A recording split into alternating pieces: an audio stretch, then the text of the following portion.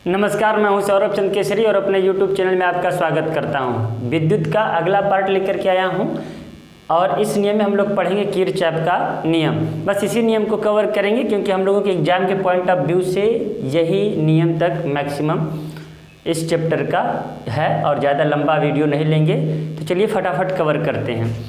तो किरचॉफ ने विद्युत संबंधित दो नियम दिया था और उन दो नियमों को क्रमशः प्रथम नियम द्वितीय नियम के नाम से जानते हैं। प्रथम नियम को कहते हैं धारा का नियम क्योंकि ये धारा से संबंधित है, जबकि द्वितीय नियम को कहते हैं विभव का नियम जो कि विभवांतर या विभव से संबंधित है।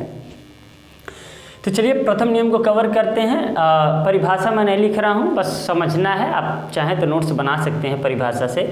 ये देखिए क्या ये कहते हैं पहले नियम में कि किसी भी नोड पर आने वाली कुल धारा तथा जाने वाली कुल धारा का मान सदैव बराबर रहता है। ये नोड एक नया शब्द है जिसे संधि कहते हैं। तो संधि किसे कहते हैं, तो आप हिंदी या फिर किसी और का मत समझिएगा ऐसे कि दो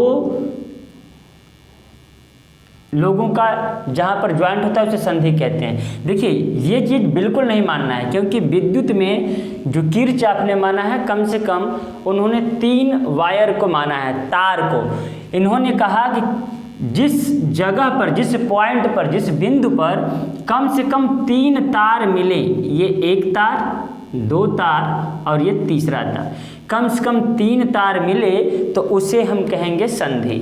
अर्थात ये क्या है, नोड है। ये पॉइंट क्या है, संधि है, नोड। ठीक है, तो आपको ये समझ में आ गया कि संधि किसे कहते हैं, जहां पर कम से कम 3 तार मिले। 3 या 3 से अधिक तार जहां पर जिस बिंदु पर मिलते हैं उसे हम नोड कहते हैं। और पहला नियम कहता है कि किसी नोड पर आने वाली कुल धारा तथा जाने वाली कुल धारा का मान सदैव बराबर रहता है। जैसे यहाँ पर 3 ही है तो मैं ले लेता हूँ, चलिए 3 एम्पियर 2 एम्पियर है तो ये 5 एम्पियर ही होगा। क्यों? क्योंकि यहाँ पर देखिए पहला 3 एम्पियर गया, 2 एम्पियर आया, इधर आ रहे हैं तो 5 एम्पियर हो गया, तो 5 एम्पियर आया तो 5 एम्पियर ही जाएगा। यही है प्रथम नियम। उम्मीद करता हूँ इस एग्जाम्पल से आप समझ गए होंगे। एक एग्जाम्पल और लेते हैं।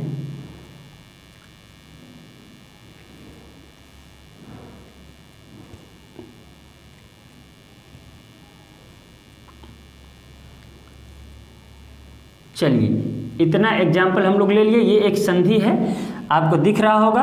अब मैं यहाँ पर बना रहा हूँ कि ये हमारे पास 5 एम्पियर 2 एम्पियर 3 एम्पियर 1 एम्पियर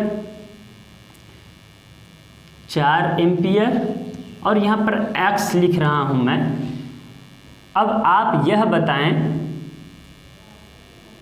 चलिए यहाँ पर मैं x ही लिख रहा हूँ, यहाँ पे मैं 8 एम्पियर कर दे रहा हूँ। अब जरा देख करके बताइए आने वाली धारा कौन कौन सी है। आने वाली धारा 1 एम्पियर है, ये 4 एम्पियर है, ये x और ये 5। जाने वाली कितनी धाराएं हैं, 2, ये 3 और 8। तो पता करना है ये इसमें कितना है, तो आप क्या करेंगे, कहेंगे कि जितनी भी आने वाली धारा है उसको एक तरफ लिख लेते हैं। जैसे x plus 4 ampere plus 1 ampere plus 5 ampere. देखिए सभी के सभी इस पॉइंट की तरफ जा रहे हैं, इक्वल टू ये पॉइंट से जो दूर जा रहे हैं, ये 3 एम्पियर प्लस 8 एम्पियर, ये दोनों वैल्यू क्या होंगे, आपस में बराबर होंगे इनके नियम के अनुसार। तो देखिए 5 1 6 4 10, ये x plus 10 ampere equal to ये इधर हो गया आपका 11 एम्पियर। तो इस x के पास कितना होना चाहिए बराबर होने के लिए, तो निश्चित रूप से 11 माइनस 10 इक्वल टू x की जगह 1 एम्पियर होना चाहिए, तब जाकर के दोनों वैल्यू क्या होगा, बराबर होगा। उम्मीद करता हूँ ये समझ में आपको आया होगा और बेहद आसान है कि आने वाली कुल धारा का मान जाने वाली कुल धारा के मान के बराबर होता है। क्लियर है? पहला नियम बिल्कुल आसान है, इसलिए अब मैं इसे इरेज कर रहा हूं। आप चाहें तो इसका नोट्स बना सकते हैं।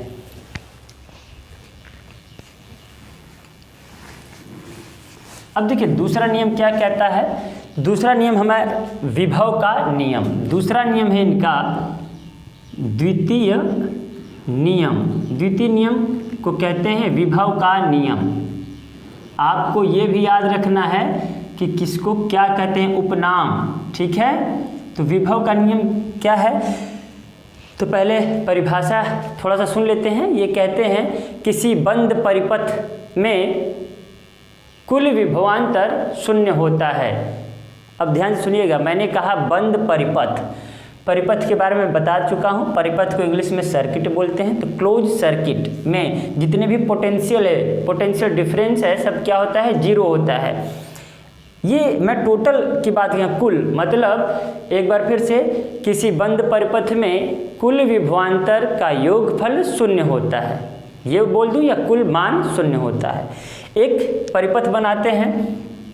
चलिए, ये बैटरी है, ये हमारे पास प्रतिरोध है जिसे हम रेजिस्टेंस कहते हैं, और ये धारा प्रवाहित हो रही है I से।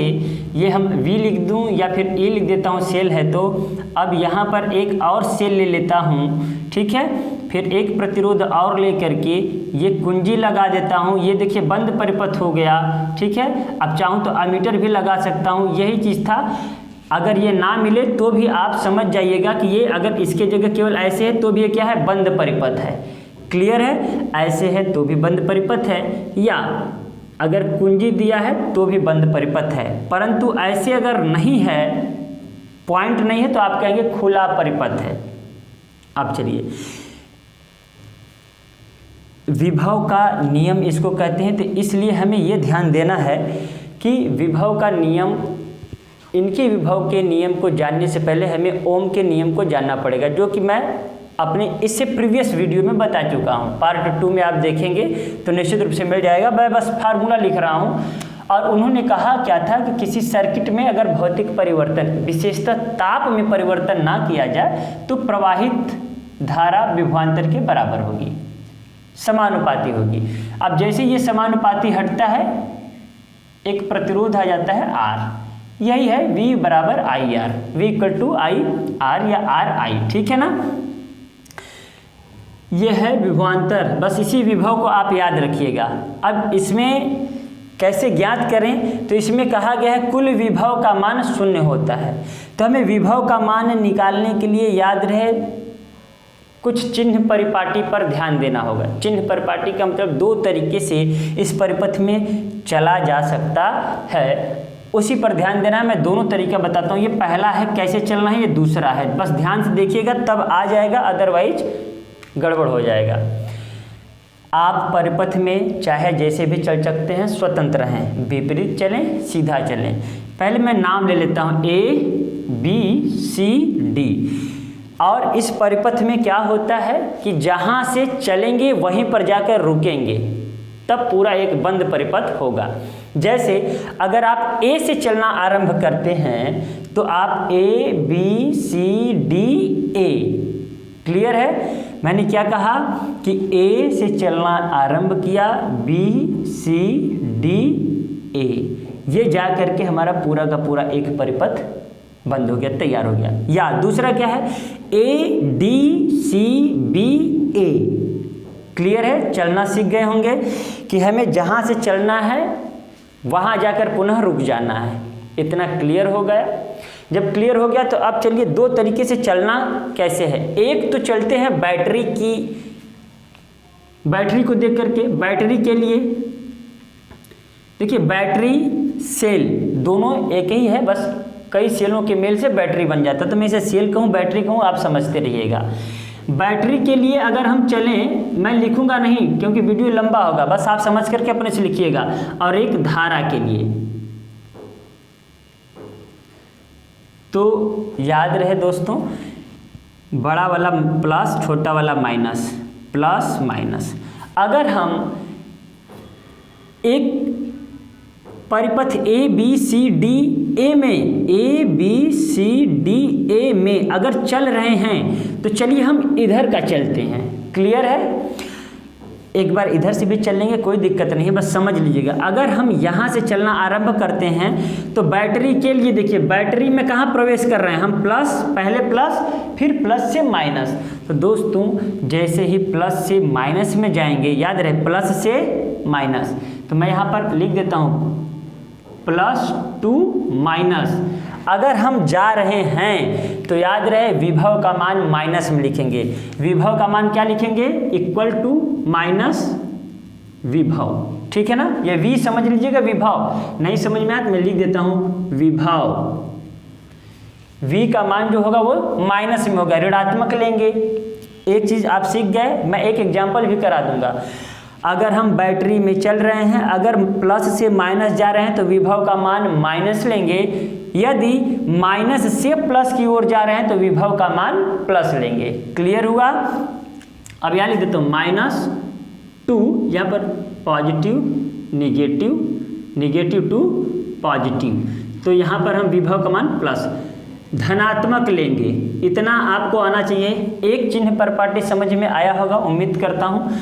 दूसरा धारा के लिए, अब देखिए धारा किधर की प्रवाहित हो रही है? नीचे की ओर जा रही है ना, यहाँ से। क्लियर है? तो जाने दीजिए इसे धारा, कोई दिक्कत नहीं है, ठीक है। अब देखिए, अगर हम बैटरी के बाद धारा को देख रहे हैं, बैटरी भी देख रहे हैं, धारा भी देख रहे हैं, दोनों, क्योंकि देखिए विभव में धारा भी आएगा, प्रतिरोध भी आएगा। क्लियर है? तो अगर हम धारा के विपरीत जा रहे हैं तो मान पॉजिटिव लेंगे, धनात्मक लेंगे। एक बार फिर से, किसी परिपथ में, किसी बंद परिपथ में यदि हम धारा के विपरीत जा रहे हैं तो धनात्मक लेंगे, और धारा के दिशा में जाएंगे तो ऋणात्मक लेंगे। ध्यान दीजिएगा, धारा के विपरीत, विपरीत तो क्या लेना है? मान पॉजिटिव।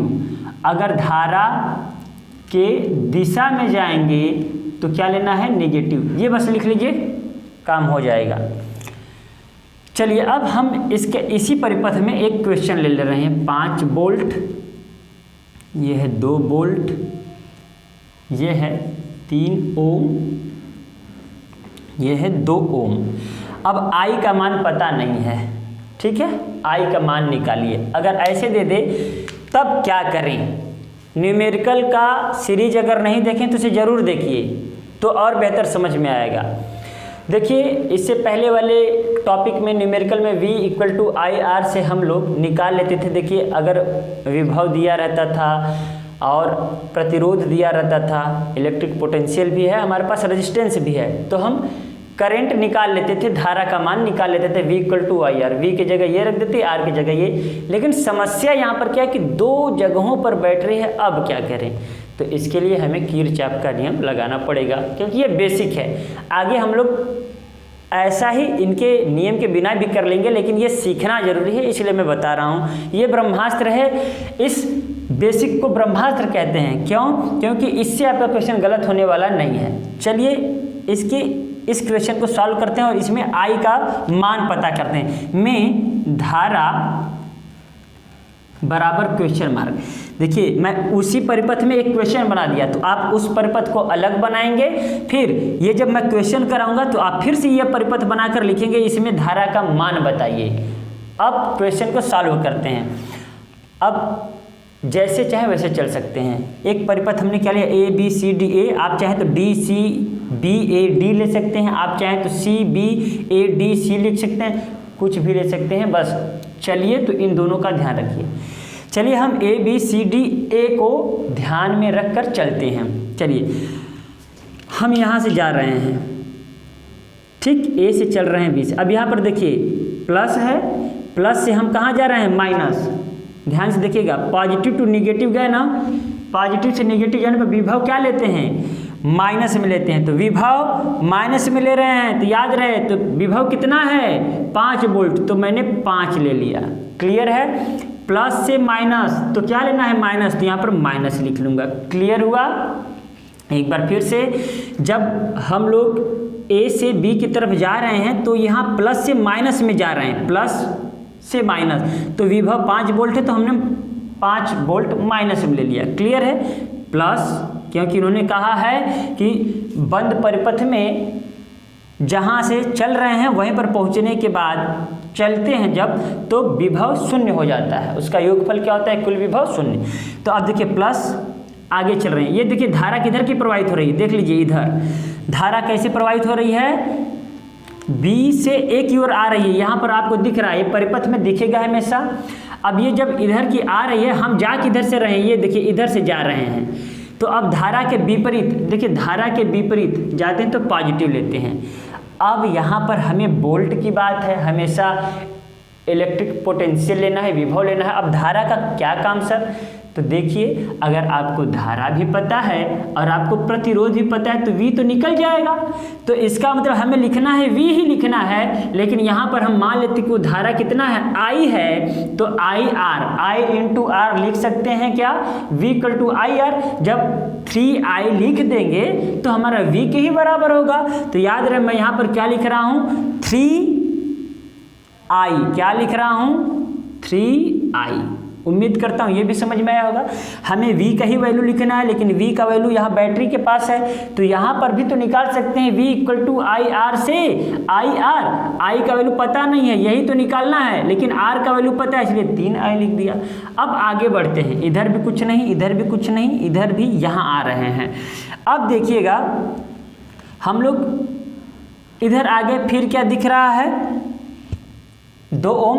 अब आप देखिए ये धारा ऐसे जा रही है ना, यहाँ भले ही नहीं बना लेकिन आपको समझना इधर जा रही है, मतलब ये ऐसे रही होगी, ऐसे रही होगी, ऐसे रही होगी, ऐसे। क्लियर है। अब देखिए आप यहाँ तक आ गए, कोई प्रभाव नहीं पड़ा, यहाँ जैसे ही आ रहे हैं, अब जैसे ही हम लोग कहाँ आ रहे हैं, यहाँ देखिए, तो धारा कैसे जा रही है, इधर की जा रही है, फिर धारा के विपरीत जा रहे हैं। धारा के विपरीत जाने पर क्या लेते हैं, पॉजिटिव। तो चलिए फिर से पॉजिटिव लेते हैं। पॉजिटिव क्या लेना, 2R प्लस 2R नहीं 2I लेंगे, क्योंकि R का वैल्यू 2 लिख दिया, I का वैल्यू पता नहीं इसलिए I लिख दिया। इतना भी क्लियर होगा। अब देखिए यहाँ पर बैटरी के लिए जा रहे हैं, ये बैटरी के लिए, तो यहाँ माइनस से प्लस जा रहे हैं, और बैटरी के लिए जब माइनस से प्लस जाते हैं, निगेटिव टू पॉजिटिव जाते हैं तो विभव प्लस लेते हैं, तो यहाँ पर +2 लेंगे। उम्मीद करता हूँ ये समझ में आया होगा। अब इक्वल टू 0, क्यों, क्योंकि कुल विभव का मान क्या होता है, 0 होता है।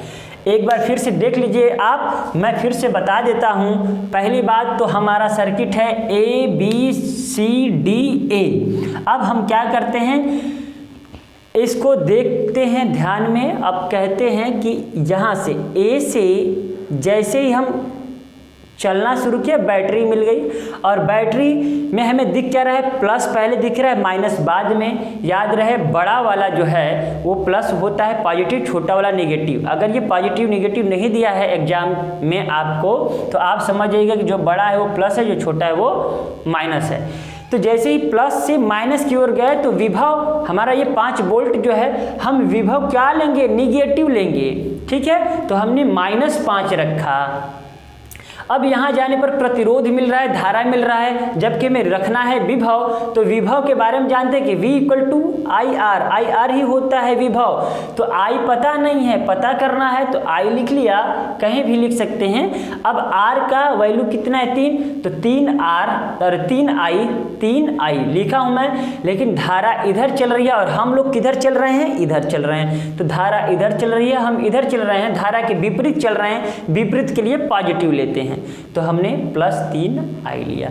आगे जैसे ही बढ़ते हैं, पुनः देखते हैं, फिर से प्रतिरोध आता है और धारा इधर की प्रवाहित हो रही है और हम चल रहे हैं इधर, इसके ठीक विपरीत। जब इसके ठीक विपरीत चलेंगे, पुनः एक बार पॉजिटिव लेंगे, तो 2I ले लिए। अब जैसे ही बैटरी के पास आते हैं, तो बैटरी क्या है, minus plus, negative to positive जा रहे हैं। अब निगेटिव टू पॉजिटिव जाने पर विभव क्या हो जाता है, पॉजिटिव हो जाता है, प्लस हो जाता है। तो यहाँ पर +2 वोल्ट लिखा है। ठीक है, 2 का वैल्यू लिख दिया। अब सॉल्व करते हैं। चलिए, ये माइनस है, ये प्लस है, कितना बचा, -3 प्लस 3 2 5I इक्वल टू 0। ये 5I इक्वल टू 3 हो जाएगा क्या। अब बस आप निकाल लीजिए कि I इक्वल टू 3/5 एम्पियर। आप चाहें तो 0.6 एम्पियर भी लिख सकते हैं। यही है आपका आंसर। सर्किट में कितनी धारा प्रवाहित हो रही है, तो आप बताएंगे 0.6 एम्पियर, 0.6 एम्पियर। उम्मीद करता हूँ ये आपको समझ में आया होगा। अब देखिए, मैं इस तरीके से चला हूँ, इसी का उल्टा आप अपने से चलकर देखिए, गारंटी देता हूँ कि इतना ही आंसर आएगा। बस चेंजेस क्या हो सकते हैं, कभी कभार हो सकता है चेंजेस आ जाए, माइनस का प्लस, प्लस का माइनस में आ जाए यहाँ पे, तो उससे घबराने वाली बात नहीं है। आपका जब भी आंसर देगा एग्जाम में मल्टीपल चॉइस में, चारों विकल्पों में एक ही देगा, या तो प्लस में दे देगा या तो माइनस में, लेकिन वो वैल्यू वही देगा। जैसे एग्जाम में ये सॉल्व करने के लिए दे दिया और 4 ऑप्शन दे दिया, तो उसमें या तो माइनस 0.6 एम्पियर देगा या केवल 0.6 एम्पियर। ये नहीं होगा कि माइनस 0.6 एम्पियर भी दे और प्लस 0.6 एम्पियर दे, ऐसा कुछ नहीं होगा। क्लियर है?